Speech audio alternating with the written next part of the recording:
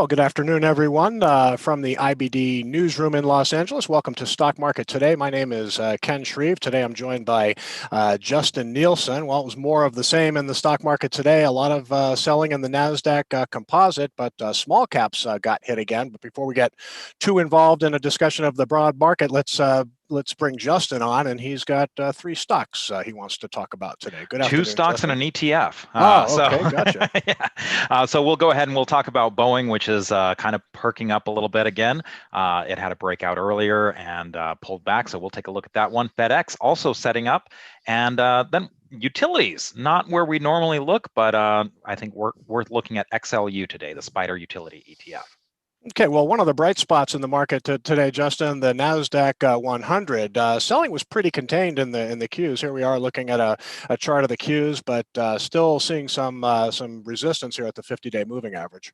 Yeah, it's hard to get too excited when you're still below the 50-day moving average, and that seems to be a line of resistance. We, kind of hit that area before, got turned away, hit it again, got turned away. So it's almost hard to get too excited about any, and again, it's great that after Friday's strong move that it kept those gains, really refused to give them up. So that part is good. But again, until we get to the past the 50-day moving average line, I'm not sure so much about how involved I want to get in the NASDAQ composite right now. Yeah, definitely money still seem to be rotating out of techs, but the NYSE indexes, the Dow and the S&P 500, here's a look at SPY, the ETF which tracks the S&P 500. This closed well off lows, and it's still perched near highs. Right. And so now it becomes a question of whether or not that 400 level on SPY, or what translates to 4,000 on the S&P 500, will become a serious psychological resistance area. But yeah, this got support at its 50-day moving average line, as opposed to hitting that resistance at that line. So this looks a lot better. And again, after Thursday's reversal, Friday's strong move, the fact that it's kind of retaining those gains. Meanwhile, you've got the Dow Jones Industrial Average, the ETF here, DIA, is, really closing at new highs, Yeah. hitting new high territory. So you look at this one and it looks like there's nothing wrong with the market at all. This one is just touching its 50-day moving average line a couple times and then continuing higher. But today, the IWM Russell 2000, I mean, that's the one that really kind of surprised us. It really showed a lot of weakness today. Even when the other indexes were rallying, the Russell 2000, it just never seemed to be able to put any type of rally together today. And here again, we have that 50-day moving average line. That's that red line acting as a big level of resistance.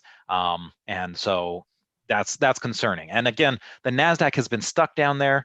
The fact that the IWM, Russell 2000 small caps, is potentially getting stuck down there as well, it just makes you wonder if it's going to start dragging the other indexes down with it. Yeah, usually when the Russell 2000 is lagging badly, it tends to move in lockstep with financial stocks. But I got to say, a lot of financials rallied off lows today. The market was spooked very early. There was a big, multi-billion-dollar hedge fund that had this huge margin call, and we found out that was the reason behind weakness last week in names like Viacom, CBS, Discovery, some of these China stocks like Baidu and Tencent. But a lot of financial stocks recovered well off lows today, but the Russell 2000 just could not get out of its own way and found, met with some early resistance at the 50-day line. Well, and not to throw another ETF in there, but it might be worth looking at KRE, which is represents a lot of the regional banks. And this is an area where the Russell 2000 has a lot of exposure. Now, this is still holding above the 50-day moving average line, but it had a lot of weakness today, and that could have been weighing on the index to a certain degree. So definitely, yeah. All right, well, why don't we start by taking a look at a Dow stock that held up pretty well today, and that is Boeing. What do you like about Boeing's chart here, Justin? Well, you had this. We've been talking about this a number of times. I think you actually talked about it last week when you were on Monday, and so it had come out of this cut base. If you kind of go to the weekly real quick, you can kind of see it was a bottoming base that it was coming out of, and it really came out strongly. Now it did kind of pull back considerably, and in some ways you could look at it as the fact that a lot of the indexes were pulling back, the fact that it held pretty well around that breakout is not too bad, considering how a lot of things fell apart.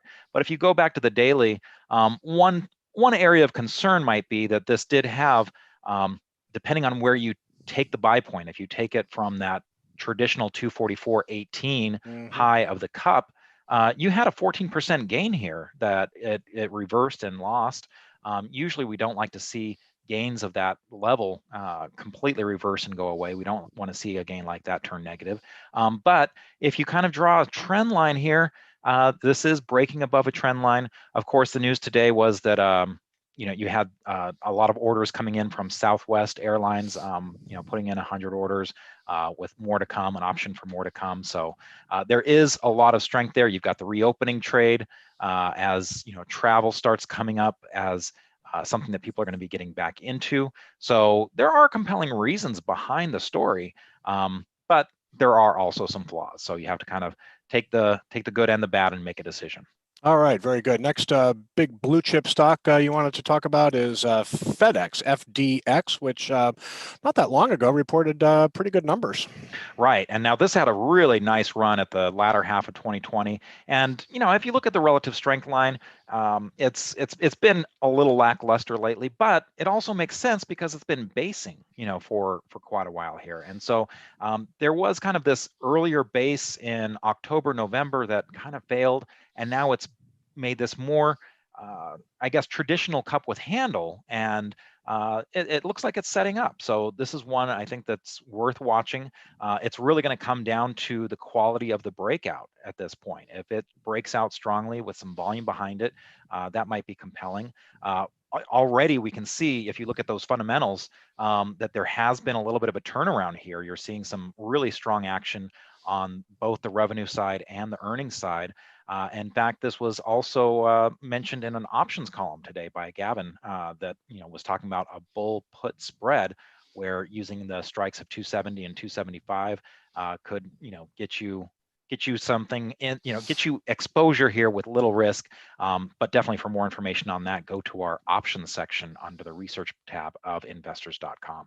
Yeah, no surprise to see FedEx gap up on March 19th. You mentioned the outstanding fundamentals. I mean, clearly this is a company that is seeing accelerating growth. You can see growth accelerating for at least 3 quarters here on the bottom line, and then revenue growth accelerating as well in recent quarters. So, and this is a triple-digit earnings growth that it had last quarter. And a lot of times you look at that, and sometimes you can be a little suspicious of the triple-digit numbers when you're going from like a penny to 2 pennies, something like that. But this was $1.41. This was not a small number that it was coming off of, that earnings per share. Yeah.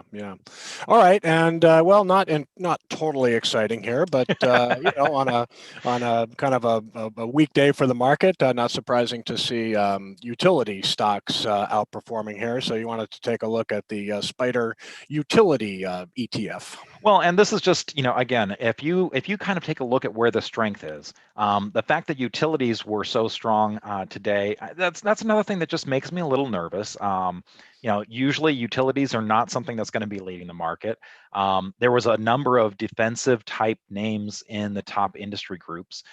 You did have the travel leisure booking up there, but a lot of that group is kind of, at least for the IBD 197 industry groups, a lot of that action is dominated by booking, BKNG. But for XLU, this is just kind of showing, look, there is strength here. That's something that it's, again, something to make you suspicious. Now, it does have a 3.1 dividend yield. Some people are saying, look, I can forgive the flat action and just take my dividend and be happy with that.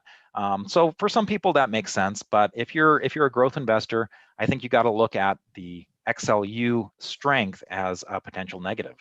If that's where the money is flowing to, it's not going to be flowing to our stuff. So yeah.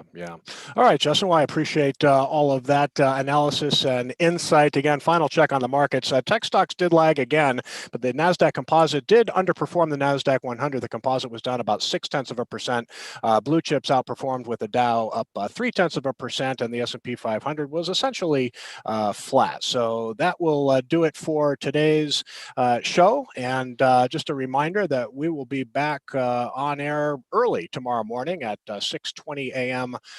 Pacific time, 9:20 a.m. Eastern, for another edition of IBD Live, where we slice and dice the stock market. If you haven't taken a 2-week trial yet, you can do that at investors.com/IBD Live, and check it out. A lot of, I'll tell you, in really healthy new market uptrends, you'll get a lot of actionable stocks that are breaking out to new highs. But lately, in recent weeks, Justin, we've been kind of talking about protecting capital and not doing too much buying with all the uncertainty in the market here.